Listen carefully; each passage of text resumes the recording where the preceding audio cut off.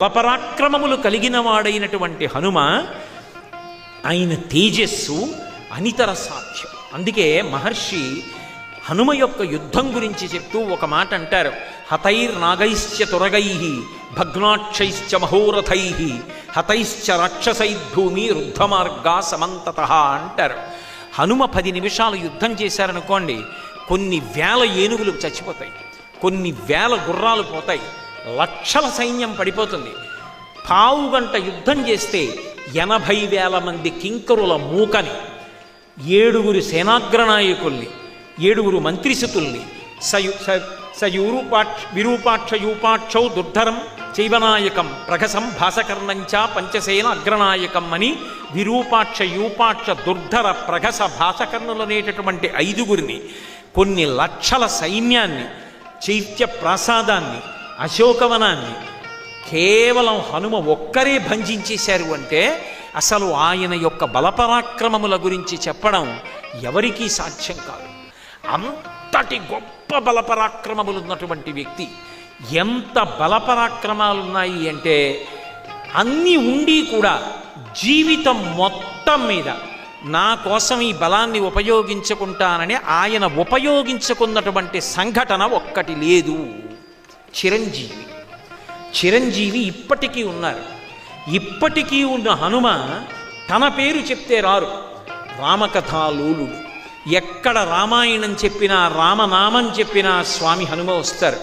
ఇప్పటికీ లోకంలో ఒక ఆచారం ఉంది, రామాయణం చెప్పినా, సుందరకాండ చెప్పినా, రామకథ చెప్పినా పక్కన వేరే ఆసనం వేసి, పద్మపీఠం కింద పీఠం వేసి, పాదపీఠం కాసిని పువ్వులు వేసి ఉంచుతారు. తప్పకుండా స్వామి హనుమ వచ్చి అందులో కూర్చుని వింటారు అంటారు. ఎందుచేత అంటే రామచంద్రమూర్తి అవతార పరిసమాప్తి చేస్తూ హనుమని అడిగారు, హనుమ నువ్వు కూడా వచ్చేస్తావా? నాతో చాలామంది సరయూ నది ప్రవేశం చేస్తున్నారు, వస్తావా అన్నారు. హనుమ అన్నారు, స్వామి నాకు మీ కథ ఒకటి మీరొకటి కాదు. మీ కథ ఈ లోకంలో ఉన్నంతకాలం నేను ఇక్కడే ఉండి రామనామం చెప్తూ రామ కథ ఎక్కడ చెప్పబడుతుందో, రామనామం ఎక్కడ చెప్పబడుతుందో అక్కడికి వెళ్ళి కూర్చుంటాను, కూర్చుని నేను కాపాడతాను అన్నారు. రామచంద్రమూర్తి వరమిచ్చారు. మక్కథా ప్రచరిష్యంతి యావల్లోకే హరీశ్వర తావద్రమస్య సుప్రీతో మద్వాక్యం అనుపాలయన్.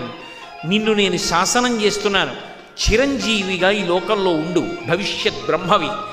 ఎక్కడెక్కడ రామనామం వినపడినా, ఎక్కడెక్కడ రామ కథ చెప్పినా అక్కడక్కడికి వెళ్ళి నువ్వు ఉండు. నువ్వు వెడితే చాలు మంగళాలు జరుగుతాయి.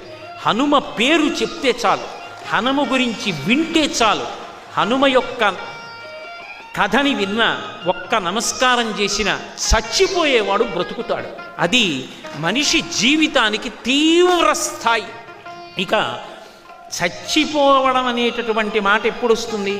అసలు ఆ మాట అనకూడదు. ఆత్మహత్య చేసుకుంటాను అనకూడదు. నేను చచ్చిపోతానండి, ఇక బ్రతకను, నేను బ్రతకలేనన్న మాట ఎప్పుడు వస్తుంది? ఇక ఈ కష్టాల్లోంచి నేను బయటికి రాలేనంటే. చచ్చిపోతానన్న వాణ్ణి కూడా బ్రతికించగలిగిన వారెవరంటే హనుమ ఒక్కరే. అందుకే ఏలినాటి శని దోషంలో ఉన్నవాళ్ళు కూడా సుందరకాండలో 48వ సర్గ పారాయణ చేస్తారు. హనుమ ఇంద్రజిత్తుతో యుద్ధం చేసినటువంటి సర్గ అది పారాయణ చేస్తే ఏలినాటి శని దోషం ఉపశమిస్తుంది అంటారు. మహానుభావుడు. అసలు మీరు రామాయణంలో చూడండి, ఆయన ఎక్కడ కనపడితే అక్కడ చచ్చిపోయే వాళ్ళు బ్రతుకుతూ ఉంటారు. అది హనుమ యొక్క గొప్పతనం. వాల్మీకి రామాయణాన్ని అలా తీసుకొచ్చారు.